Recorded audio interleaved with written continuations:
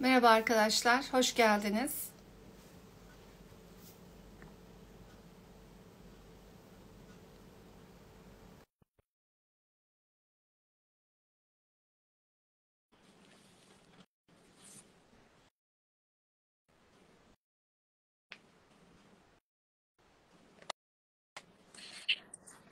Merhaba, Merhaba, iyi iyi akşamlar hocam. akşamlar, hoş geldin. Nasılsın?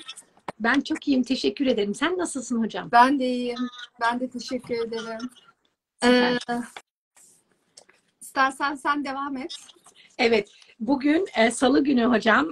Salı da Mars günü ya. O Evet, yüzden Mars gününe uygun kırmızı renk giyerek karşınıza çıktım. harikasın. Kırmızı rengini çok severim ve kırmızı çok enerjik insanları yapar. Senin de dudağın kırmızı olduğunu görüyorum. Çok güzel yakışmış. Teşekkür ederim. Ve evet, bugün Salı ve ikinci canlı yayımızı yapıyoruz ve hepinize hoş geldiniz arkadaşlar. Umarım güzel güzel sorular hazırlamışsınızdır. Çünkü Meral Hocam bugün sizin tüm sorularınızı yine geçen haftaki gibi yorumlayacak. O zaman hemen başlayalım hocam. Biliyorsun Evet, 60 dakikamız var. kesinlikle. E, evet, bu Aynen. akşam konusu hocam ne? Evet, bu akşamın konusu çok önemli. Aslında her hafta çok önemli gündemler oluyor. Ay düğümlerini, kadersel senaryoları konuşmamız gerekiyor. Bu kadersel senaryolar aslında 1,5 yılda bir oluyor. 1,5 yılda bir yeni senaryoyla karşılaşıyoruz. Ee, Yani ben bugün kadersel senaryolarla ilgili detay bilgi vermek istiyorum. Sonra tek tek işte sen orada burçları sorduğunda da onların o 1,5 yıldan bahsettiğimiz gündemi nasıl yaşayacaklar ya da nasıl karşılayacaklar gibi ben bilgi vereceğim zaten. Bu Evet. şekilde ilerleyelim istiyorum. Evet. O yüzden hemen başlayayım. İlk sorumu soruyorum hocam. Şimdi Kuzey Ay düğümü, Güney Ay düğümü değişti. Ne zaman değişti ve bu bize ne getirecek? Evet. Ay düğümlerinin enerjisi aslında bu yıl bizim Nisan-Mayıs'ta yaşadığımız tutulmayla enerji olarak başlamış. Ay düğümleri kadersel senaryolardan bahsettiğim aslında tutulmalarla çalışıyor. Yani kadersel senaryolarda Güneş ve Ay'ın karşılıklı açısı, Ay tutulması, kavuşumları, Güneş tutulması şeklinde hayatımıza e, ay düğümlerin bulunduğu burçlarla alakalı gerçekten çok ciddi senaryolar getiriyor ve biz aslında sisteme uyum sağlıyoruz. Yani o bizden ne istiyorsa biz oradaki tercihlerimizi yaparak da hayatımızda ilerliyoruz. Orada bizim bir irademiz olmuyor ya da seçimimiz oluyor. Yani biz orada bir şey seçiyoruz aslında ama bu seçimlerde bizim kadersel hani o yol virajlar vardır ya hani virajı alırsın. O döngüler, o virajlarla alakalı çalışıyor. Ve işte dediğim gibi Nisan-Mayıs'taki tutulmalarla aslında bize bir bakış açısı verdi. Bu Koç'ta oldu tutulma. Koç Marsiyen'di. Onu yaşadık aslında. Biz Koç tutulmasında Kuzey Ay düğümü Koç enerjisini aslında deneyimledik. Daha girmemişti. Ve ay düğümleri aslında bu ay yer değiştirdi. Dün yer değiştirdi. Bu ay yer değiştirdi ve önümüzdeki 1,5 yıl ay düğümleri Koç terazi aksından geçecek. Yani Kuzey Ay düğümü Koç, Güney Ay düğümü terazi olarak çalışacak. Peki Kuzey Ay düğümü Koç, Güney Ay düğümü terazi bana ne verecek? Ya da aslında bize ne anlatmak istiyor desek daha doğru. Bireysellere gireceğim de bize ne anlatmak istiyor bu değil mi? Hani onu çözmemiz lazım. Daha önce zaten biz boğa akrepte ne yapmamız gerektiğini aslında öğrenmiştik. Boğada kendi güvenliğimiz, konforumuz, işte elimizdeki değerlerle ilgili sınanmıştık. Şimdi bireyselliğimizle sınanıyoruz. Yani koç enerjisi diyor ki sen önce bireyselliğine önem vereceksin. Yani kendini mutlu etmeyi, kendini huzurlu etmeyi, işte kendine bakmak, fiziksel, manen, psikolojik her şey içine koyabilirsin. Kendinle alakalı barışık olduğun an kendine yatırım yaptıktan sonra ancak ilişkinle alakalı bir ilerleme kaydedebilirsin. Yani burada artık sistem kendimize dönmemizi istiyor. Tabii burada şimdi koçun o gölge yanlarına da düşmemek gerekiyor. İşte koçun gölge yanı nedir? Bencildir bir koç burcu. Ya da koç enerjisi taşıyanlar. İşte bu biraz gölge oluyor. Şimdi bencil olursak Güney ay düğümünden zarar göreceğiz. Şimdi biz her ikisinden de kadersel senaryo yaşayacağımız için daha dikkatli ilerlememiz gerekiyor. Önce koçu anlatmak istiyorum. Sonra terazinin olayına geçeceğim. Koçu çok iyi anlayalım. Şimdi koç evet kendi bireyselliğine, kendine önem vermek, kendi isteklerine önem vermek, kendine yatırım yaparken ilişkisini de dikkate alarak heba etmeden yapmalı. Yani o ilişkinin içerisinde bireysel olarak bağlılık kurmalı. Hani bir birey olmalı ama var olan ilişkisinde de tabii ki bağlılığı olacak. Bu gözü kapalı bir bağlılık olmayacak. Bireyselliğini koruyarak ilişkide var olmaktan bahsediyor. Ayrıca koç burçları yani koç enerjisi çünkü gökyüzünde koç enerjisini yaşayacağız. Burçlar demek istemiyorum. Kuzey ay düğümü koç enerjisi aslında bize çok fazla cesaret verdik. Oldukça cesur, istediklerimizi yapmak için hevesli olan, atak davranabiliriz. Ama işte burada yine o hani gölge tuzağa düşmeyelim. İşte çok cesur, atağım, işte her şeyi yapabilirim, herkes korksun benden derken hatalar yapabiliriz. Burada yine dikkatli ilerlememiz gerekiyor. Unutmayalım hala bir Plüto karesi var değil mi? Orada bir tekamülden bahsediyor. Bahsedilen tekamül de aslında sistemden birkaç ay bunu deneyimleyeceğiz. Bahsettiği de aslında bize sistemin bireyselliğin ve ilişkilerine dönüş diyor. Yani o insan çünkü bazen ilişkisinde farkına varamıyor. Kendi bireyselliğini kaybedebiliyor. Ya da ilişkisinde o kadar çok bireysel gidiyor ki biz olmayı kaybedebiliyor gibi. İşte buradaki o denge aslında bizim için çok önemli. O dengenin üzerine bir kadersel senaryodan bahsediyorum. Ama işte çok cesaret edilemeyen projeleriniz varsa, işte ne bileyim çok cesaret gerektiren ya da kendinizle ilgilenmek istediğiniz zamanlar varsa yani Koç burcu değerlendirilebilir. Yani burada Koç burcundaki Kuzey Ay düğümü çok güzel değerlendirilebilir. Bireysel tüm projeler için çok güzel değerlendirilebilir. Atak yapar, işte gidemediğin bir yer vardır. Radikal bir kararla oraya taşınıp o işleri yapabilirsin. Orada kalabilirsin gibi. Orada o cesareti kazanabilirsin. Hepimiz cesaretli olacağız aslında arkadaşlar. Bakın. Yani boğadan kendi güvenliğimiz ve kendi konforumuzu koruduk, değil mi? O tam da böyle korona dönemleriydi. Artık cesaret zamanı. Artık hareket zamanı. Koç harekettir. Koç aksiyondur. Spordur. Pek çok kişi spora katılabilir. Spor salonlarına katılın, spor yapın. Yani koç durma diyor. Hadi diyor. Hadi hareket ediyor. Bunu yapalım. Bu çok önemli bizim için. Koç tarafıyla ilgili sormak istediğim bir şey var mı Emineciğim? Şimdi koçta hani ilk adım atmak değil mi? Hani uzun süredir yapamadığım bir şeyi ilk adımı yani bu gelecek 1,5 sene kolaylıkla yapabiliriz. Aynen. Fakat belki de düşünerek, plan yaparak bunu yapmamız lazım değil mi? İşte o plan yapmayı vermiyor koç. Koçta plan yoktur ya. Hani dedik ya cesaret, hani atak. Hadi kalk yapalım. Hani kafasına gelir yapalım. Koçta pek plan yok. Ama buradaki püf nokta işte orada Plüto. Plüto diyor ki yani hadi yapalım, her attığın adım, her cesaretinde tekamül ediyorsun diyor. Ne oluyor? İşte bir kere yapıyor, ağzı yanıyor, bir daha onu yapmıyor. Yani koç enerjisi biraz böyle, plan yok be koçta yani. Yani aslında biz cesaretli olurken de çok planlı olmayacağız. Evet. Sen şimdi dedin ya hani biz 1,5 sene boğayı yaşadık. Konfor alanımızdan çıkamadık. Belki tembel olduk. Belki biraz tembellik yaptık. Rahatımıza biraz fazla yemek de yiyebildik değil mi bu son 1,5 sene? Kesinlikle kiloları aldık. Evet. Şimdi de harekete geçip kilolarımızdan da kurtulabiliriz bu şimdi. Kesinlikle. Dans edelim, spor yapalım. Mümkün olduğu kadar hareketli olalım, aksiyon halinde olalım. Kısa tatillere gidelim değil mi? Yani oraya gidelim, buraya gidelim, yürüyelim. Yani koç, tamamen koç enerjisi. Canlı olalım. Canlılık istiyor koç. Uzun yani süre kesinlikle biz canlı olduğumuz sürece Kuzey Ay düğümünü çok güzel çalıştırmış olacağız. Sadece buradaki tek fark daha önce cesaret edemediklerimizi cesaretli bir şekilde ele almak zamanı. Bunu da kaçırmayalım. Evet. Bir de ben deme zamanı değil mi? Bazı insanlar böyle biz hani veya daha fazla karşı tarafa bakıyor. Şimdi daha fazla biz kendimize odaklanma zamanı. Aynen. Onu ilk başta söyledim. Şimdi Güney Ay düğümü teraziye detaya gireceğim. Tamam. Kesinlikle ben dememiz lazım. Ne dedik? fiziksel, ruhsal, mental. Yani kendine yatırım zamanı. Sen Evet. kendi mutluluğunu sağlamazsan, sen kendi huzurunu sağlamazsan bunu sana başkası sağlayamaz. Buradaki bireyselliğini koruman gerekiyor. O yüzden de böyle bir şey hemen aklıma geldi bu söz. Sen değiş ki dünyan değişsin. O yüzden Kesinlikle. Değişim bende başlıyor. Evet. Harika. Kesinlikle öyle. Yani mesela bir sorun olduğunda ya da kafanıza bir şey taktığında bir psikoloğa gittiğinizde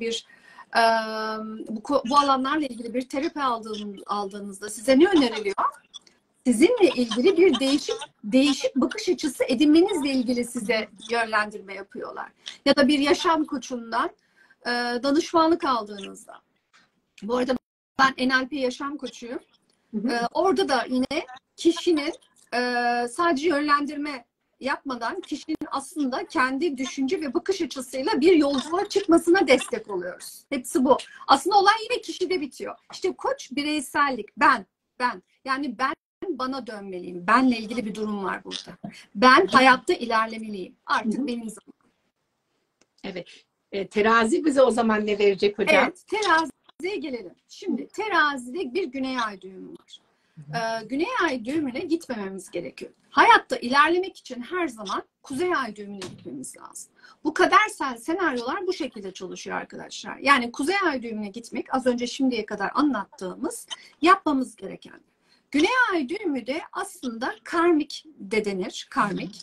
Zaten kadersel bahsettiğim kuzey ay düğümü, işte güney ay düğümü karmik. Ama aynı zamanda güney ay düğümü biraz böyle şey düşünebilirsiniz. Hani oraya gittikçe, oraya yatırım yaptıkça ya da orayla çok ilgilendikçe sanki bir bataklıkta batıyorsunuz, çıkamıyorsunuz gibi düşünebilirsiniz. Yani ilerleme kaydetmiyorsunuz. Aslında siz orada bir şey çözmeye çalışırken bir şey çözemiyorsunuz. Ya da bir şeye yatırım yaparken yaptığınız yatırımın bir karşılığını alamıyorsunuz. Bu maddi de olabilir, manevi de olabilir. Fark etmiyor yani. Şimdi güney ay düğümü terazide olursa terazinin konusu direkt olarak ilişkiler. Hayatımızdaki bütün ilişkiler. Bunlar patronumuzla ilişkimiz olabilir, işte sevgilimiz, eşimiz, aşkımız olabilir, çocuğumuzla ilişkilerimiz olabilir, arkadaşımızla olabilir. Tüm ilişkilerimizle alakalı bir gündem var burada. Artı ortaklık olabilir. Mesela pek çok kurumsal ortaklıkla ilgili gündemler var. Pek çok firma ortaklıkları bitecek. Pek çok holdinglerde ayrışmalar olacak. Yani mesela dünya kısmında bakarsak hatta ekip gibi görünen, işte uyumlu görünen dünya devletleri arasında sorunlar olacak. Allah korusun. Mesela Türkiye ve Rusya arasında böyle bir gündem var bu arada. Dünya astrolojisinde de böyle bir gündem var arkadaşlar. Şimdi dünya astrolojisiyle ilgili bilgileri daha başka bir zaman konuşuruz. Yani her anlamda tüm ilişkiler bu güney ay düğümünden çok etkilenecek. Yani insanlar aslında ilişkiye odaklanmak yerine, püf noktamız yine, kendine odaklanmalı, çözümü kendinde aramalı ama bunu çözerken de ilişkiyi ret etmek değil. Yani orada işte ben bu şirket ortaklığından ayrılayım, işte ben sevgilimden ayrılayım, ben boşanayım şeklinde değil. Yani oradaki olayı anlamak, olayın içinde kaybolmamak, bireyselliğini kaybetmeden ilişkiyi de yürütebilmek. Asıl istenen bizden bu. Yani işte terazinin en büyük handikapı nedir? Çok önemli. Bu arada terazi burçları için çok önemli bir bilgi. Terazi burcunun en büyük handikapı o kadar çok biz der ki, o biz derken ben olmayı unutur arada. Çünkü her şeyi biz bilinciyle yapar ama karşısında koç vardır. Koçtan ben demeyi öğrenmesi gerekiyordu. Ama öğrenemiyordur. Kendini kaybediyordur. İşte yani burada tüyo, yani pek çok terazi burcu aslında kendini ilişkileriyle özellikle ya da iş hayatındaki ilişkileri de dediğim gibi çocuğuyla da aynı şekilde biz yerine ben demeli. Dengede olmalı. Bak terazi dengedir. Yani bize sistem diyor ki tüm geçmiş ilişki konularında lütfen dengeni kur ve kendi bireyselliğine yatırım yap. Yani bunu istiyor bize. Artı terazinin antişası balık burcu. Terazi eğer aklını başına almazsa kendini yanlış konularda, yanlış işler, yanlış olaylar, yanlış kişilerle ilgili de feda edebilir. İşte bu feda etmek, istemeden başkaları için hayatından ödün vermek insanı ileriye taşımaz. Ne dedik? Bir bataklık gibi. Değil mi? Hayatta ileriye taşımıyor. Daha çok sorun yumağı oluyor. Sorunlar çözülmüyor aslında. Sistem oradan, teraziden kabule geçmiyor ki. Sistem orada teraziye diyor ki sen önce kendine yatırım yap. O yatırımla ilişkide sen olarak devam et. Bu ilişkin adı her neyse.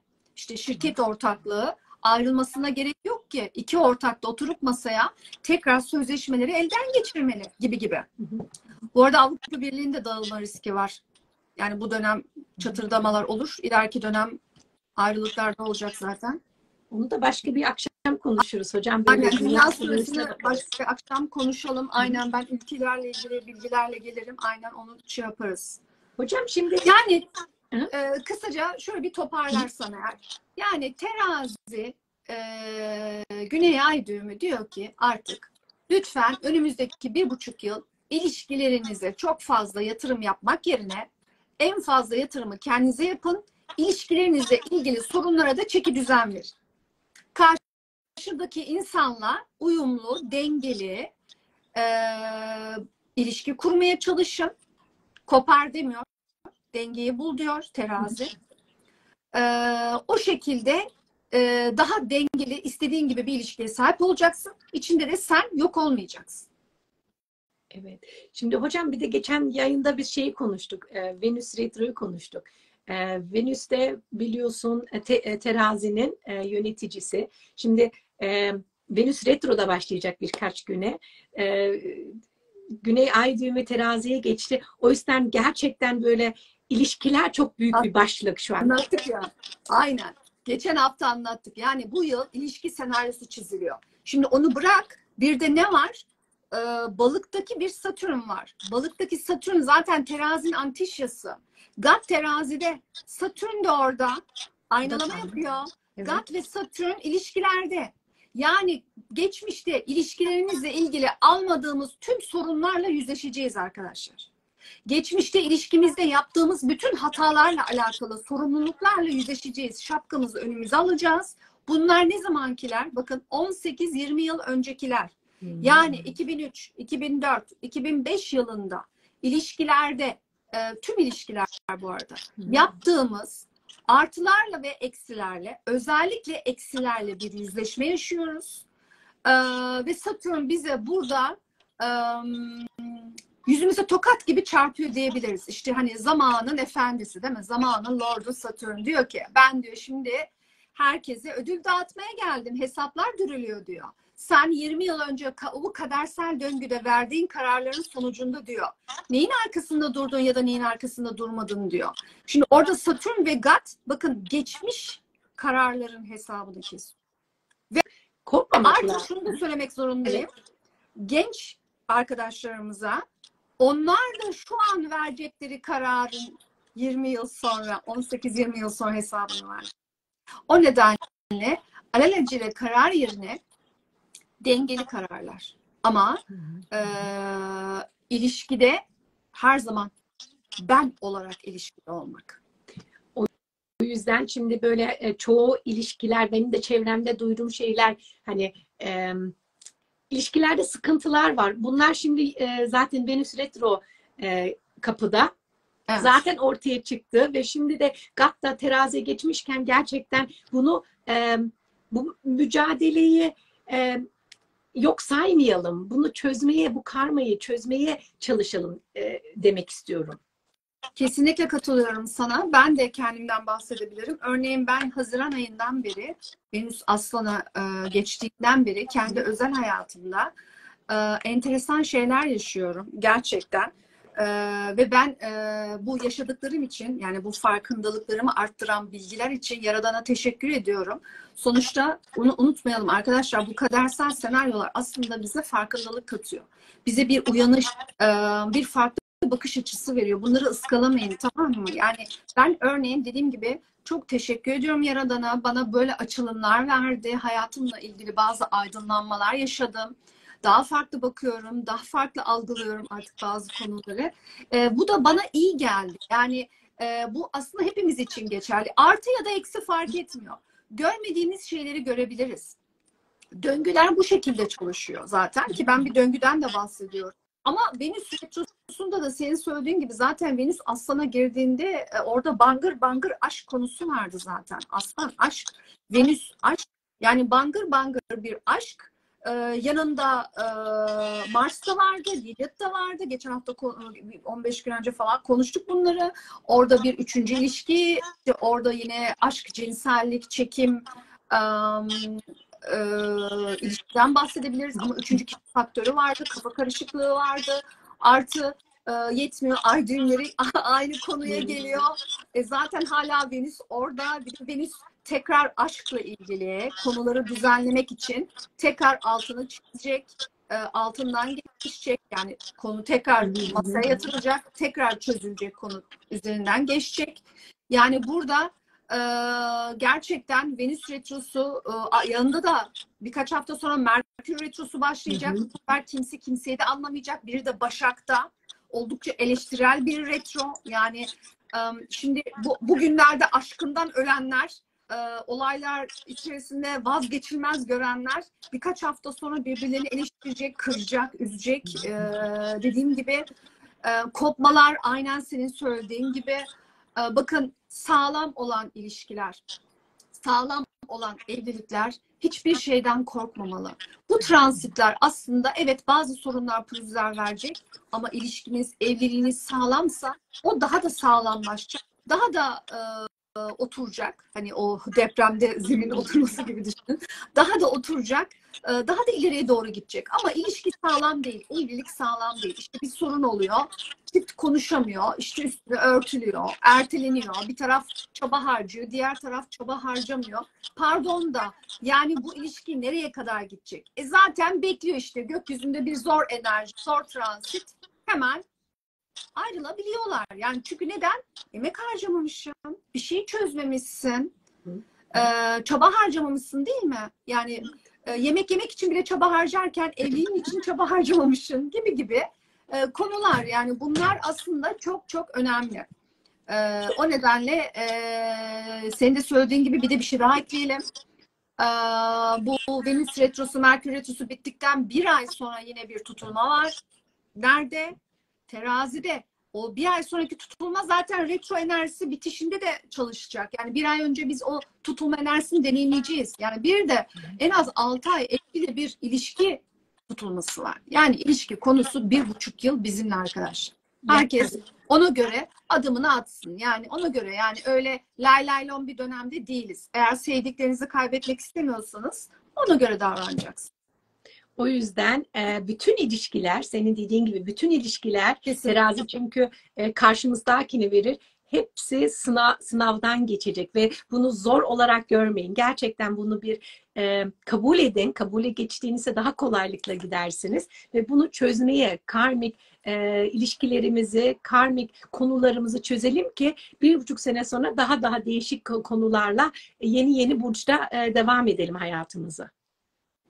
Kesinlikle. Şimdi bir de hani ilişkisi olanlar için bunu söyleyebiliriz. Hani onlar kopmak üzere ilişkiler belki kopabilir veya daha da sağlamlaşabilirler. Fakat ilişkisi olmayan kişiler ne yapacak? Şimdi öncelikle ilişkisi olanları söyleyelim. Emine, tamam. Sakın kimse acele bir kararla paldır küldür ayrılmasın. Yani hiç gerek yok. Yani ayrılacak zaman değil ki. Daha çok birbirini anlayacak zaman. Yani neye ayrılıyorum ki? Ya ama hani hakikaten bir şey hissetmiyorsan, bir sorun için ayrılınmaz. Çünkü neden? Şu an zaten gökyüzü sorun veriyor. Sorunlu bir dönemdeyiz. Sorunları çözmek için de aslında çok da uygun zamanlar değil. Retrodan sonra çözsek ya da retroda da yapıcı çözmeye çalışırsak güzel olur. Ama ilişkisi olmayanlara gelirsek eğer, ilişkisi olmayanlar kesinlikle bu retro döneminde birileriyle tanışma girişiminde bulunmamalı. Yeni biriyle. Çünkü neden? Yeni biriyle hayatımıza girerse zaten problematik bir. Hani Venüs retro ya, ilişkilerde sorunları vaat ediyor ya, hani retro o sorun vaat ediyor. Yani ilişkilerle ilgili başımız ağrıyabilir. Daha sonra hemen pat diye anlayamayız bunu zaten, göremeyiz. İşte Venüs düz hareketine geçtikten sonra, Aslan'dan sonra Venüs nereye geçecek? Başak'a. Bu sefer Başak'a geçtiğinde Venüs, o ilişki gözümüze batar bizim. Hoşumuza gitmez. Biz orada aksaklıkları görürüz zaten. O nedenle hoş olmaz. Yani zaten başlamamalı. Ama eski bir ilişkin vardı. Şu an hayatında kimse yok. İşte çok eski ya da yakın zamanda ayrıldığın biri vardı. Tanışabilirsin. Yani tanışabilirsin diyorum. Yok yok. Konuşabilirsin. Evet, başlayabilirsin, konuşabilirsin. Bir başlangıç yapabilirsin. Çünkü neden? Birbirinizin aklınızda kalmışsınız. Ve tekrar bir araya gelip konuşmak, görüşmek, belki de yeniden başlamak istiyorsunuz. Hani retro çünkü bize aslında aşk, özellikle Venüs retrosu aşk ve ilişkilerdeki sorunları çözmek için geliyor. Yani geçmişte işte bu birkaç hafta önceki de olabilir, birkaç yıl önceki de olabilir. İşte bahsettiğim 20 yıl önceki de olabilir. Döngüden bahsediyorum çünkü. Ama orada hani konuşma babında tekrar bir araya gelinebilir mi? Gelinebilir. Yani bunda bir okey, yani bir sorun yok. Ha, bu arada Venüs retrosunda estetik ameliyatlarında da biraz düşünmek lazım. Evet. Yani. Eskiden yapılmış bir ameliyatın belki ikinci bir ameliyatı olabilir. Fakat yeni bir şey düşünüyorsanız, yeni bir burun istiyorsanız katiyen yapmayın çünkü o burunu beğenmezsiniz. Aynen. Özellikle S pozisyonda, yani retronun girişi, ki şu aralar öyle bir enerji var zaten. S ve çıkış S'i, giriş S'i altında yapmayın. Retroda kendi haritanıza uygun açılar varsa operasyon olabilirsiniz estetik. Ama kendi haritanızda da uygun açısı yok vesaire, lütfen yapmayın zaten. Bir şey sormak istiyorum. Hocam ben son günlerde böyle bir şey okudum. Güney Ay düğümü teraziye geldiğinde ruh ikizleri, evren öyle bir şey veriyormuş. Ruh ikizleri dünyada birbirlerini bulacaklarmış. Buna ne demek istersin? Şimdi Güney Ay düğümü karmik konuları anlattığı için, evet, Güney Ay düğümü terazide ilişkileri anlattığı için geçmiş bağlantılı karmik ruh eşlerimizi bulma olayımız olabilir. Potansiyel, evet, yani karmik astrolojide, karma astrolojide evet bunları konuşabiliriz. Evet, ruh eşlerimiz, ruh ikizlerimizle karşılaşma olayımız çok yüksek olabilir. Ama tabii her zaman dediğim gibi, derslerde de anlattığım gibi, bu ruh ikizi, ruh eşi ilişkileri, ki ben danışmanlıklarımda da çok gördüm arkadaşlar o tarz evlilikleri. Biraz problematik evlilikler, işte problematik ilişkiler oluyor. Yani orada çiftin, eşlerin, ki ben de böyle bir evlilik deneyimledim. Çiftin, eşlerin birbirlerine daha anlayışlı, daha tekamülüne destek olan, yardım eden olmalılar. Bu şekilde ilerlemeliler. Evet. Çoğu kez böyle ruh ikizi duyduklarımızda şey düşünüyoruz. Hani beyaz atın üstünde yakışıklı prensimiz gelip de bizi hayatımıza hiç mutlu olmamış gibi bizi mutlu etmek için gelecek diye düşünüyoruz. Fakat öyle bir şey değil mi bu hocam yani? Hayır. Bu aslında şöyle bir şey. Burada ruhumuz tekamülde, bedenimiz, beynimiz değil. Okey. Yani öncelikle ruh tekamülde. Ruhun ihtiyaçlarının senaryosu çalışacak. İşte bunları senin kolay yaşaman, o senaryoya kolay girmen için sana yardımcı olan kişiler ruh eşleri. Ama geçmiş hayatta da seninle ruhlar, yani. Ruh ailesi gibi düşünün. Yani bunlar bir ruh ailesi. O ailenin bireyleri birbirine destek oluyor. Bu arada ruh eşiniz çocuğunuz da olabilir. Bu arada benim çocuğum da ruh eşi. Çocuğunuz da olabilir. Anne babanız da olabilir. İlla sevgili eş olarak görmeyin. Bir arkadaş zaten yazmış, Dusty Moon 2 ruh ikizimiz arkadaşımız da olabilir mi? Evet, olabilir. Aynen, olabilir. Evet. Sorularımızı sonradan alsak. Şimdi biz hocamızı konuşturalım. Sonra evet, siz sorularınızı yazarsınız. O zaman sorularınızı cevaplarız. Burçlara geçelim mi hocam? Tabii ki geçebiliriz. Tamam. Okey. O zaman başlayalım. Yükseleni Koç için ne olacak? Gelecek bir buçuk sene. Şimdi yükseleni Koç olan, bir kere birinci evinde Kuzey Ay düğümü yaşarken, bu arada yükselenden bahsediyoruz yorumlarda. Bu çok önemli arkadaşlar. Birinci evi Koç olduğu için, yani birinci evinde fiziksel, sağlık, dış görüntüsü, dışarıdan nasıl göründüğü, çevresi konusunda hayatında ciddi ilerlemeler olacak. Yani bir şekilde sistem onu kadersel senaryolarla oraya getirecek. Bir bakacak ki spor salonuna yazılmış, bir bakacak ki kas yapıyor falan. Ya da işte kadın bir bakacak ki estetik falan ilgileniyor, güzellikle ilgileniyor. Neden? Sistem oraya götürüyor çünkü. Kuzey ay düğümü orada. Ama bunları deneyimlerken de aynı zamanda Koç'un 7. evinde Güney ay düğümü var. İşte ilişkisi olan ya da bir ortaklığı olan, işte evliliği olan ya da işte çalışma hayatında patronuyla sorunları olan bir yükselen Koç burada zorlanacak. Kendi bireyselliğini koyarak o ilişkiyi yönetmeli dedik ya, hani bunu yapmalı Koç burada. Karşısındakilere çok fazla taviz vermek. İşte bu ortaklık gitsin, onun her dediğini yapayım.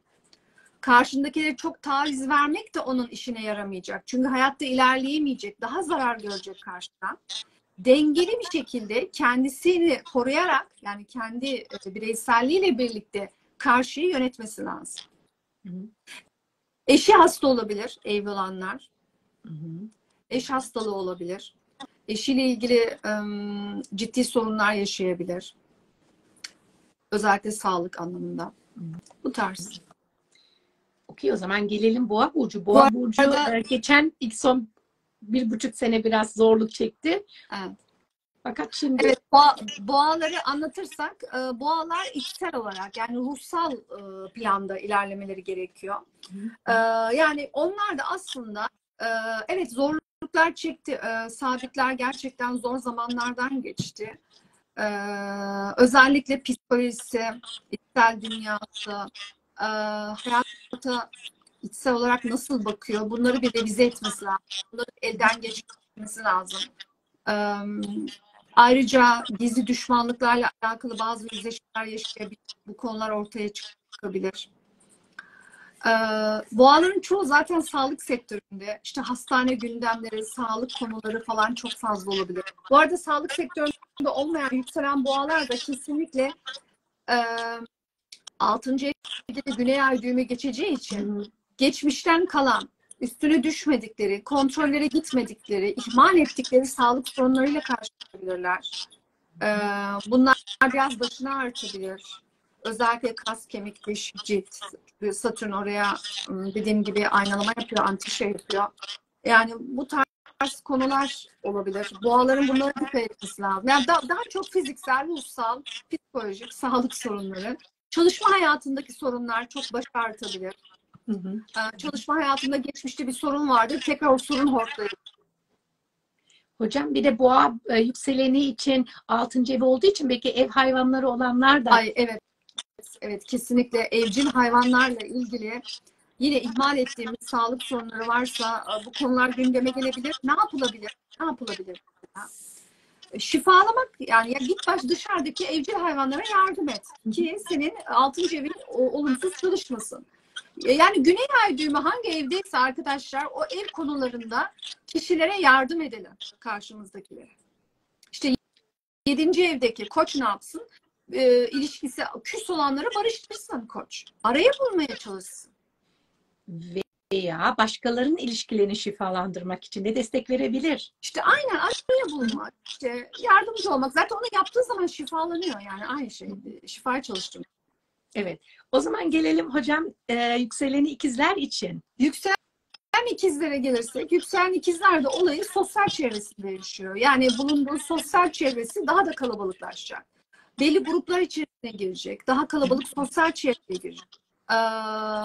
Ve o girdiği sosyal çevre, ki bunlar hayalleri olabilir. Bu arada hayallerde de ilerleme kaydedebilir. Sosyal medya olabilir. İşte hakikaten bir dernek, vakıf vesaire gibi STK'lar olabilir. Bulunduğu sosyal çevrelerde genişleyecek, daha çok insanlara ulaşabilmenin, çevresinin genişlemenin verdiği bir özgüven yaşayacak. Ama aynı zamanda aşk evinde de bir Güney ay düğümü var. Yani aşkla ilgili hesaplar gündemi yaşayacak. Aşk konusunu çözmesi gerekiyor. Yine bireyselliğini koruyarak yükselen ikizler. Yine baktığımızda çocuk konusu, çocukla ilgili, çocuklarının sağlığıyla ilgili gündemler olabilir. Çocuğuyla ilgili bazı sorunları yine ilgilenmediyse, dikkate almadıysa onlarla alakalı bazı konular gündeme gelebilir.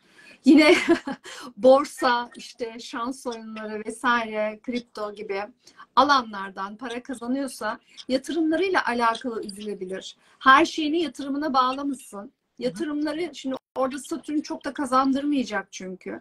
Yani aslında bu önümüzdeki 1,5 yıl çok da fazla yatırımlarıyla ilgili istediği yere gelemeyebilir. Tüm bunlara dikkat etmesi gerekiyor. Evet, 11. ev fahri çalışmaları da verdiği için sen dernekler, vakıflar dedin. Tabii. Belki şimdiye dek hareket edemediniz, adım atamadınız. Belki de bir dernek kurmak veya bir dernekte bir görev üstlenmek bu çok güzel olur bu ikizler için. Kesinlikle. Zaten orada çevresi onu bir yere getirecek dedim ya. Çevresinin genişlemesi onu zaten alıp bir yerden bir yere getirecek. Yani bu çünkü kadersel senaryo pek çok şekilde çalışabilir. Bu kişinin içinde olan bir şeydir. Ya da başkası sebep olur çalışır. Ama çalışacak. Çalışacak. O zaman gelelim hocam. Yengeç. Yengeç yükselenin için ne söyleyelim? Yengeçlere gelirsek, yengeçler bir kere kariyer hayatında bunu deneyimleyecekler. 10. evde Kuzey Ay düğümü. 4. evde Güney Ay düğümü deneyimleyecekler. Bir kere 10. evde Kuzey Ay düğümü hayatlarında kariyer anlamında hedefledikleri ne varsa oraya ulaşmak için çok güzel bir fırsat. Bir yıl yani gerçekten emeğinin karşılığını almak demek aslında Kuzey Ay düğümü. Ya da hiç aklımda yoktur. Şimdi az önce senin anlattığın gibi oldu. Hiç aklımda yoktur ama öyle müdürünün önerisi ya da müdürünün onun bir özelliğine dikkat çekmesi sonucu ummadığı yere terfi edebilir. Ummadığı yere tayin olabilir. Ummadığı bir iş teklifi alabilir, transfer olabilir gibi. Orada da bir güzellik var yani. Ama tüm bunları yaşarken de evdeki sorunlar başına artabilir. İşte eviyle ilgili, ikametgahıyla ilgili sorunlar. İşte evin yıkılması, belki ev çoktandır yıkılacak. İşte bu hani var ya kentsel dönüşüm. Ev çoktandır yıkılacak ama yıkılamıyor gibi gecikmeler yaşayabilir. Satürn'ün antiçasını unutmayalım lütfen. Ayrıca anne babanın sağlık sorunlarıyla ilgili gündemler olabilir. Bunlara dikkat etmek lazım. Hani bunlar yine böyle geçmişten dikkate alınmayan, ihmal edilen sağlık sorunları. Sonra yine aile ve yuva ile ilgili işte evliyseler aile ve yuva ile ilgili ilişkilerinde, ev ilişkilerinde, aile ilişkilerindeki sorunlar. Ama ne yapıyoruz? Onları dengeli götürüyoruz. Şimdi yengeç de hassastır. Yengeç hiçbir zaman objektif olamaz, subjektiftir. O nedenle orada o dengeyi de kurması gerekiyor. Hani orada çünkü Satürn hesap soruyor. Satürn bakmaz. Satürn adalet dağıtır orada. Hani onu da biraz dikkat etmek lazım.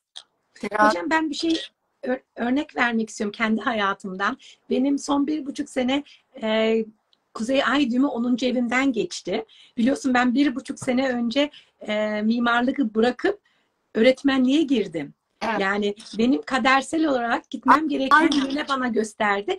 1,5 sene önce ben öğretmenlik, yani okullara ders vermeye gittim. Öbür taraftan da 4. evimden de Güney Ay düğümü geçti. Benim hayatıma aile dizilimi konusu geldi ve atalarla uğraştım ben 1,5 sene. Güzel çalışmış sende. Ama sen farkındalıklı bir ruh olduğu için bu açılım olmuş. Şimdi farkındalıklı bir ruh arkadaşlar bu tarz açılımlar yaşar. Ama şimdi hani astrolojiye sadece burç yorumu olarak bakan, ay işte çok da tınlamayan, lay lay lon bakan da bu açılımı bulamayız. Bu daha çok ne yapar? Sen şifalamışsın. Çok güzel çalışmış. Sen 4'ü şifalamışsın zaten. Olması gerekeni yapmışsın. Evet. Biz astrolojiyi sadece sorunları görmek için değil, o sorunları nasıl çözebiliriz çalışıyoruz arkadaşlar. Bütün eğitimlerimizde bunları nasıl çözebiliriz? Bunları nasıl şifalayabiliriz şeklinde gidiyoruz. Zaten sorun var. Yani zaten sana bir kadersel senaryo verilmiş ve sen bunları deneyeceksin. Asıl bunları nasıl çözeceksin daha önemli. İşte sen orada farkındalık ve ruh olarak onları çözmüşsün. Çözemeyenler de az önce bahsettiklerimle uğraşacaklar. Yani yapacak bir şey yok. Çok o yüzden güzel. Şükürler olsun. Gerçekten Yaradan'a buradan minnettarım bunu görebilmem ve bunu tabii senin de katkın çok büyük hocam burada. Yani sen de bana eğitimler verdin. Sen bana birkaç ay önce güzel bir fırsat verdin ama onu şimdi söyleyelim. Aslan yükseleni olanlara ne verecek? Evet. Şimdi aslanlara gelirsek arkadaşlar, aslanlar da 3-9 aksı deneyimliyor. Yani 9'da bir Kuzey Ay düğümü var. 9'daki Kuzey Ay düğümü bir kere kesinlikle aslanlara akademik eğitim veriyor. Yükselen aslanlar. Akademik eğitim. Kafanızda kalan işte yüksek lisans, master her ne varsa akademisyen olarak bunları tamamlayabilirsiniz. Uluslararası işler. Tüm aklınızdaki uluslararası projeler, uluslararası ilişkileri yapmak için çok güzel bir fırsat. Yine bunu veriyor. Uzaklara gitmek, işte uzak bir şehre taşınmak, işte yurt dışına taşınmak, uzaklarda deneyimlemek ya da uzaklara tatile gitmek fark etmiyor. Taşınmasanız da uzak yurt dışı tatilleri yapmak, hani Hı hı. insanların o tarz hedefleri de olur ya. Tüm bunları aslında yükselen aslanlar için deneyimliyor. Bence çok güzel yükselen aslanlar için de yine. Ayrıca 9. ev konuları tabii ki inançlarla da alakalı, inançlarla da ilgili. Belki bazı taşlar yerine oturacak. O belki o sorguladığı ki aslan bir sabitlerin zor dönemi geçti. O sorguladığı süreçle ilgili belki daha e, ilerleme kaydedeceği, daha inançlar konusunda özgüvenli olacağı dönemleri deneyimleyebilir. Yine Güney Ay düğümünde düşünürsek 3. ev, kısa yolculuklar konusunda biraz dikkatli etmesi lazım. Yani yakın arkadaşlar, yakın çevre, kardeşler bunların hastalığıyla uğraşabilir. Onlar onun çok zamanını alabilir, çok mesaisini alabilir. Ama işte ne bileyim yurt dışına gidip yapması gerekenler vardır gibi. İşte buradaki dengeyi sağlaması lazım. Bu arada yazarlık, kitap, sosyal medya, tüm bu alanlarda sistem destekliyor. Bunları kullanabilirler ki aslanlar sever sahne insanları. Sahneden inmemeliler zaten. Yani kesinlikle 9. evi kullanmalılar. O bahsettiğim işte sahneyi, sosyal medyayı. Yakın çevresindeki o sorunları da dengeleyerek yürütmeleri gerekiyor. Çünkü çok fazla orayla ilgilenmek ne dedik? Hayatta bizi ilerletmeyecek. Orada 9. evdeki fırsatları kullanmamız gerekiyor, değil mi?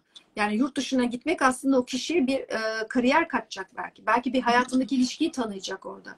Önemli bir yer olacak. Belki çok önemli insanlarla tanışacak. O nedenle burada o dengeyi kaçırmaması gerekiyor aslanlar. Evet. Ben de yükselerek aslan olarak sen sene başında bana güzel bir şey söylemiştin. Emine senin 9. eve girecek. Sen şimdiden ders vermeye başla demiştin ve senin sayende de gerçekten ilk sınıfımızı yapmıştık değil mi? Evet, Sen evet, öngördün evet, bunu bana. evet. Aynen. Aynen. Çünkü neden? Eğitimle alakalı, uluslararası eğitimle alakalı açılımlar değerlendirmek. Bu arada taşıtlarla ilgili sorunlar da olabilir. Mesela Aslan'ın arabasıyla ilgili sorunları olabilir. Güney Ay düğümü çünkü orada. Onlarla alakalı sorunlar verebilir. İşte bunlara, bu arada bu sorunlar da önceden halletmediği sorunlar önüne gelecek. O nedenle hani onlara dikkatli bakması gerek. Hocam biliyorsun 2 kez arabam sokakta kaldı. Evet. Ama senin onlar halletmediğin sorunlar mıydı? Evet, evet, Ya. evet. Baktırmamıştım böyle hani şeye tüfe soktum ama hani böyle tekrar böyle tamire götürüp baktırdım. Şimdi şu an turp gibi. Evet, evet. Ama işte yani sen yine tedbirli devam et. Başka bir Evet, ihmal ettiğin bir şey var mı falan filan. Mesela öyle bir durum olsa ne yapılabilir? Check-up yaptır arabaya yani. evet, aynen. Yani. Öyle. Bir de hocam 9. evde bir de şey veriyor. Yayınlamak, bir şeyi Dedim ya, yayınlamak bir yerde. kitap basabilir, kitap yazabilir. Anlattık onları. Aynen, kesinlikle. İnternette veriyordu. Evet, sosyal medya anlattık. Evet. Aynen. Pardon ben bir kopmuştum onda. Tam o sırada orayı duymamışım. Kusura Tamam. bakma. Yok, O, rica ederim. o zaman gelelim Başak Burcu'na. Başaklar için de Evet. söyleyelim. Şimdi tabii Başaklar için konuşursak Başaklar biraz 8. ev olduğu için 8. ev biraz sıkıntılı evlerden. 8-2 aksında deneyimliyor. Başak, yükselen Başaklar bir kere borçlarını ödeme konusunda oldukça azimli olacaklar. Ya borçlanacaklar, bir şeyin sahibi olacaklar. Yani bir krediyle, bir borçlanmayla bir şeyin sahibi olacaklar. Ya da var olan ödemeler, borçlarla ilgili ilerleme kaydedecekler. Yani kapatacaklar herhalde, ilerleyecekler gibi. Ki zaten borçlu sevmez Başaklarda, yükselen Başaklarda. Oldukça eleştirel bakar. Onun dışında kendi kazançlarıyla alakalı da istediği zamma ulaşamayabilir. O geçmişte beklediği rakamlara ulaşamayabilir. Ya da rakamlar gelir ama orada Satürn ona yetersizlik verir. Yani aslında bence bir şeyin sahibi oldukları için onlar para yetmiyor gibi hissedecekler. Bir ödeme yapacaklar çünkü. Kredi çekme çok daha fazla var. Onun dışında Başaklar yine miras, ortak gelir kaynakları. Mesela bir ortaklıkları varsa bir şirkete, ortak gelir kaynaklarında artış, bir miras, bir nafaka, prim, tazminat, işte o beklediği bir hukuki bir tazminatı vardır falan filan. Bunlar gelecek. Bunlarla ilgili kazanımları var. Ama şimdi mesela Güney Ay düğümü teraziden geçerken de pek çok yükselen başan iş değiştirme olasılığı da var. Yani bu taraftan da bakmak lazım. Pek çoğu o yüzden acele karar vereceğimiz bir zamanda değiliz. Hemen iş bulamayabilirsiniz. Böyle işte para yetmiyor, işte şu bu, hemen acele kararlar verilmemeli. Biraz daha hani beklemek lazım. Özellikle iş bulmadan bir işten çıkmayın. Evet. Yani Başaklar biraz böyle paranın yetersizliğiyle ilgili ama işte ortak kazançlardaki artışla ilgili gündemler yaşayacaklar. O zaman Güney Ay düğümü onların ikinci evde olduğu için böyle verdikleri para da onlara geri gelebilir değil mi? Bir yerlere borç verdikleri para. Yani borç verdikleri gelme ihtimali Satürn biraz orada baskılıyor. Çünkü Antişya Satürn unutmayalım. Beklediği kadar gelmez. İşte 100 vermiştir, 20'si gelir gibi. Yani hani orada gelene de ne kadar güveneceksin ki? Satürn yani. Ya da gelenin yeri vardır. O gelir 100'ü vermiştir. 100 gelir, o gider yine. Başka bir yere ödenir. Evet. O zaman gelelim hocam yükselen terazilere. Evet. Yükselen terazilere gelirsek, evet, şimdi yükselen teraziler Koç'un karşısı. Evet, yükselen teraziler hep biz diyen burçlar. Ne dedik en başta, hani ay düğümleri anlatırken terazinin handikapını da anlattık ya, farkında olmadan kendi batıyor, balık burcunun antişyası çünkü falan diye. Şimdi terazi aynı şekilde Satürn transitini aslında birinci evde deneyimliyor antişya olarak. Birinci evde Satürn geçerken, Güney Ay düğümü geçerken en önemli maddesi terazinin sağlık, sağlık, sağlık. Sağlığına çok dikkat edecek. Hem fiziksel hem ruhsal hem psikolojik, işte her türlü mental, her şeyi koyalım içerisine, sağlığına dikkat edecek. Bu kendine yine yatırım yapacak. Aynen Koç'ta bahsettiğimiz gibi. Kendine yatırım yapacak. Ama kendine yatırım yaparken karşısında Kuzey Ay düğümü geçiyor. Şimdi sağlık, Güney Ay düğümü oradan geçtiği için geçmiş bütün sağlık sorunlarını çözmesini istiyor. Aynı zamanda Kuzey Ay düğümü de karşısından geçiyor. Yani ilişkiye önem verecek. Ama ilişkiye önem verirken kullanacağı dil biz değil. Daha çok karşısındakini anlayacak şekilde olması gerekiyor. Yine kendini kaybetmeyecek, yine kendi ben olarak ilişkide olacak ama karşısındakini anlayacak. Yani onun da bir birey olduğunu görmesi gerekiyor. Kuzey Ay düğümü 7. ev. Yani ilişkisi işte bir şirket ortaklığı, işte evlilik, aşk, neyse artık o ilişkiniz ya da çocuğunuz. Onun bir birey olduğunu, işte onu birey olarak değerlendirip, kendisinin de yine birey olduğunu değerlendirip ortaya bulmaya, ilişkilerinde dengeyi bulmaya çalışmalı. Güney Ay düğümü birinci evde olduğu için de aslında bu kişi için de geçmişten gelen bir konu da olabilir, o kişinin kendine ait olan konu. Ya zaten geçmiş bütün sağlık konularını yaşayacak. Evet. O bingo. Ama karşıdaki Kuzey Ay düğümü zaten ona ilişkilerde ilerleme vermek istiyor. Ama diyor ki önce sen kendinle ilgili olanlarını hallet. Hani dedik ya, fiziksel, ruhsal falan. Önce sen kendinle ilgili olanları hallet, sorunlarını. Ondan sonra gel ilişkiye diyor karşıdaki de. Koç 7. ev. Evlenme ihtimalleri var mesela. Koç'un da terazinin de bu arada arkadaşlar evlenme ihtimali var. Önümüzdeki 1,5 yıl içerisinde. Ya bir ilişki yapma ihtimali var. Evlilik olmasa da işte nişan, söz, aşk vesaire var. Ya da bir şirket ortaklığı var. Mesela çocuğuyla ilgili ilişkisinde güzel bir fırsat var. Belki çocuğunun özel bir şeyi var gibi ilişkiler anlamında. Evet, güzel bir şeyler vaat ediyor. Ama unutmayalım, Koç'un Güney Ay düğümü 7'de, terazinin Güney Ay düğümü 1. evde. Yani tüm bunlar varken yanında bir de sorunlar da var. Sorunlarla birlikte kadersel çiziliyor bu senaryolar. Ama bu sorunları çözmeye gönüllü olurlarsa tabii ki çözüyorlar zaten. Evet. O zaman gelelim Akrep yükselene. Evet, Akrep'e geldiğimizde Akrep burçları da gündemi 6. evden yaşıyorlar. 6. evde sağlık evleri, sağlık, gündelik işleri, çalışma ortamı, iş hayatı, evcil hayvanları, tüm bu alanlarda aslında ilerleme kaydedecekler. Yani oradaki sorunlar, fırsatlar kadersel olarak önlerine geldiği için çözülecek, şipşak ilerleyecek. Mesela tayin mi istiyor bir yükselen akrep? Büyük ihtimalle bir tayin olabilir. İstediği yere gidebilir. Şube mi açmak istiyor? Açabilir. Kendi işini mi kurmak istiyor? Bir ihtimalle kurabilir. Sistem destekliyor zaten. Çok güzel. Sağlığıyla alakalı tüm sorunları çözmek için bir zaman, bir fırsat. Doğru doktorları bulmuştur.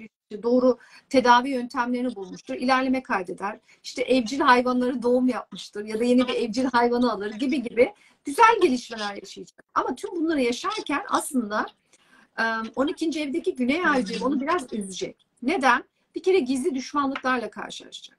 Çok üzüleceği geçmiş konular belki önüne gelecek. Belki geçmişte artık düşmanım değildir dediği insanların kötülükleriyle karşılaşacak. Belki bir hastane gündemi olacak. Böyle aklında olmayan, planlamadığı bir hastane gündemiyle karşılaşacak. Hoşuna gitmeyen konuları böyle bir de takık olma ihtimalleri olabiliyor ya yükselen akreplerin, hani istese de istemese de aslında çok derin düşündükleri için konuları çok fazla takıyorlar ya, o derin düşünme çok yorucu bir şey aslında. Farkında olmadan çok derin düşündükleri için kafasındaki o yaşadığı sorunları kafasında çözümsüz hale getirebilir. Çünkü ne dedik? Bataklık. Dengeyi kaçırır. Yani o iş dünyasını depresyona girme riskini arttırır. Satürn de orada. Hiç gerek yok. Hocam bakıyorum son 10 dakikaya girdik. O yüzden şu son burcu da böyle hemen geçelim. Hemen o zaman yayı sorayım ben sana. Yay neler? Aşk evinde deneyimliyor. Yay aşk, yeni aşklar, var olan aşkın resmileşmesi, çocuk müjdesi. Yay için böyle sosyal çevresinde bazı ilişkileri tamamlanacak, bazı ilişkilerini bitirecek, bazı insanlarla yolları ayrılacak. Ama aşkta yüzü gülecek, mutlu olacak. Bu şekilde bakabiliriz. Oğlaklara gelirsek, Oğlaklar da ev alma ihtimalleri var, taşınma ihtimalleri var, ikametgah değiştirme ihtimalleri var. Anne baba sağlığı konusunda yine dikkat etmeleri lazım. Kariyer evinde başları ağrıyor. Yani çalışma ortamıyla alakalı, yöneticileriyle, amirleriyle alakalı, kariyer hedefleriyle alakalı ya da toplumdaki pozisyonlarıyla alakalı başları ağrıyor. Biraz sorunlar yaşıyorlar. Hoşuna gitmeyen bir şey. Oğlaklar lütfen dikkat etsin. İşten çıkma rizikoları var yine. Acele karar vermesinler. Aynen şeyler gibi, başaklar gibi dikkat etmeleri lazım. Gelelim o zaman Kova burcuna hocam. Kova'ya gelirsek, ne kadar hızlı geçti bugün süre ya, anlayamadım. Kova'ya gelirsek, anlatacak çok şey olunca. Kova yakın çevre olarak yaşıyor. Yani bir araba alabilir yükselen Kova. Yakın çevresiyle alakalı konularla ilgili güzel gelişmeler yaşayabilir. İşte ne bileyim, kardeşleri evlenebilir, işte çocukları olabilir, komşuları güzel ilişkiler kurabilir, taşınma olabilir. Mesela yakın çevresinde taşınma gündemleri de olabilir. Kısa yolculuklar yapabilir. Eğitimle alakalı güzel gelişmeler veriyor. Onun dışında yine yazmakla ilgili konularda güzel gelişmeler var. İşte yazmak, basın yayın, medya diyelim. Tüm bunlarda güzel gelişmeler var. Ama işte uzaklar, yurt dışı, akademik eğitim gibi geçmişte yarım kalan işlerle alakalı ya da kafanızda daha önce bunları çözmediğiniz konularla alakalı sorunlarla da karşılaşacak. Ve bu konuları çözmek isteseniz de sizi yoracak. İstediğiniz gibi olmayacak. İşte yurt dışına gitmek istiyorsun. Çoktandır hayal etmiştin. İstediğin yüksek lisansı yapacaksın. Yükselen Kova. Ama sana orada Gat ve Satürn, gitsen de o seni orada huzursuz edecek. Mutlu etmeyecek ki. Ya da yurt dışına gitmeyeceksin. İstanbul'a gideceksin. Ankara'dan İstanbul'a gideceksin. Ama mutlu olmayacaksın ki orada. Yani o uzaklar pek mutlu etmeyecek Kova'yı. O nedenle yine denge. Ne dedik? Denge. Hocam o zaman Kovalar dikkat etsin, gözlerini dört açsın. Belki bir komşu taşınır yan daireye ve büyük aşk olur. Aynen, aynen. Kesinlikle katılıyorum. Evet. O zaman son burca gelelim. Balık burçları için ne söyleyelim? Evet. Yükselen balıklar kazançlarında artış olacak. Kazançlarında ilerleyecekler. Bazı böyle kadersel para kazanma fırsatları deneyecekler. Önlerine bunlar gelecek. Bunlarla ilgili o fırsatları zaten görüp kaçırmayacaklar. Gelirleri artacak, kazançları artacak. Ama eşlerinin, evli olanların eşlerinin gelirleriyle alakalı bazı sorunlar olabilir. Eşi işten çıkabilir, işsiz kalabilir. beklediği parayı alamayabilir, ortaklığından beklediği gibi bir kazanç elde edebilir. Ya da mirasta beklediği gibi olmayabilir. Miras konusu biraz uzayabilir, baş ağrıtabilir. Tazminat prim ödemelerinde yine kısıtlamalarla karşılaşabilir, gecikmelerle karşılaşabilir. Yani balıklar için aslında kazançlarının artması güzel.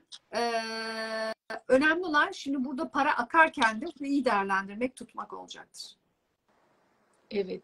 Çok güzel bir dönem bekliyor bizi. Ben öyle hissediyorum. Aynen. Çok güzel. Hani ben şey olarak görüyorum hep bu böyle bir mücadele değil de bu bana verilen bir fırsatı değerlendirmek için görüyorum ve gelen konuları sevgiyle, kolaylıkla, rahatlıkla çözmek niyetindeyim. Kesinlikle aslında hepimiz için tüm bu gelen konular kişisel gelişimimize katkı olsun diye, ruhsal tekamülümüze katkı olsun diye geliyor. Aynen de senin dediğin gibi hepimiz bunları teşekkür edip kabule geçmeliyiz. Kararlarımızda da daha dengeli, çünkü denge istiyor sistem, kendimize dikkate alarak kararlar almalıyız. Unutmayalım, döngüler aldığımız kararlarla bizleri yüzleştiriyor. Bunları da bilerek hareket edelim. Evet. Temin bir arkadaş bir şey sordu hocam. Şimdi soruyu bulabilirsem bari bir tane soruyu sorayım sana. Bir şey Ekim'deki tutulmak ile ilgili bir şey sormuştu da şimdi bulamadım soruyu. Fakat biz tutulmaları zaten yaklaştığında biz Meral Hoca'yla sizlerle daha açıkça konuşuruz ama belki bulamadım şimdi. Belki bir son birisi bir soru yazabilir veya sen bir şey eklemek istiyor musun? Çünkü son 3 dakikaya girdik. Evet. Bir arkadaşımız aslanların maneviyatında ne olacak diye yazmış. Aslanlarla ilgili maneviyatta arkadaşlar olumlu olacak. Yani olumlu, yani daha kendinizi iyi hissedeceksiniz. İnançlar konusunda yani o inançlarla ilgili bazı taşlar yerine oturacak kafanızda. Hani sorguluyorsanız, eğer sorgulayanlar varsa, bu herkes için geçerli değil. Yani işte 20 yaşındasın, sorgularsın, 40 yaşındasın, bir şey sorgulamazsınız. Zaten yapmışsınız zamanında, oturmuş gibi düşünün yani. Bu inanç sorgulama yaş, hani o ilk gençlik yıllarında oluyor. Ergenlik yıllarında hatta. O yüzden şimdi sen şey dedin, 18-20 sene önce biz neler yaşadık. Tabii. Şimdi bizim hepimiz 2003'e, 2005'e gidip de o zaman da o dönemde neler yaşadık. Tekrar aynı konular bizim hayatımıza gelebilir. Kesinlikle. Hazırlıklı olalım. Kesinlikle. Ya zaten gelebilir değil. Aynı konu geliyor. Aynı konu geliyor ve sen bu konu hakkında verdiğin kararların yüzleşmesini yaşıyorsun. Artı ya da eksi fark etmiyor. Bu bizim kişisel tekamül bakış açımızla alakalı. Sen çok farkındalık ile ruh olmuşsundur, tekamül etmişsindir. Sen 20 yıl önceki işte o bahsettiğimiz 2003, 2004, 2005 verdiğin kararlarla alakalı artıyı da eksiği de görebiliyorsun. Ama etmemişsindir, o seviyeye gelememişsindir. Eksileri görüyorsun, eksileri masaya yatırıp duruyorsun gibi. Yani bu bize bağlı bir şey. Yani bizim ama zaten sistem eksileri de görmek istemiyor, değil mi? Yine aynı döngüyü verdi. Sistem diyor ki kendine dikkat alırken ilişkilerinde de dengeyi unutma diyor.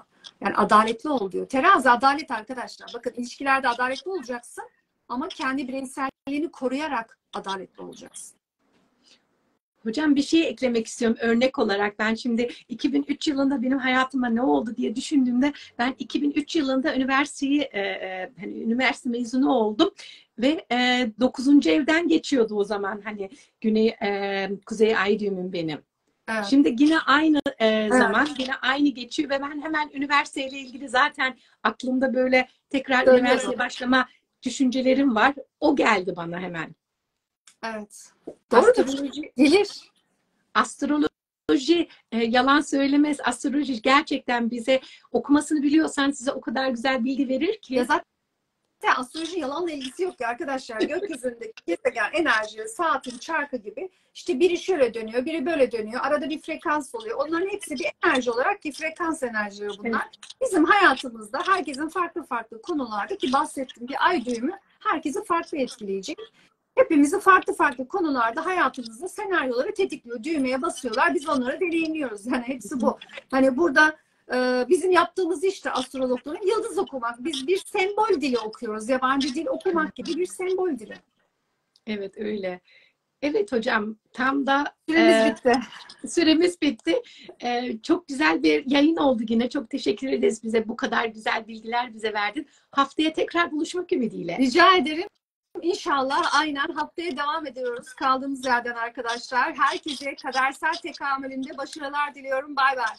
Bay bay. Arkadaşlar, sorularınızı videonun altına da yazabilirsiniz aslında. Yani belki bugün soruları cevaplandıramadık. Fakat yazabilirsiniz diye düşünüyorum.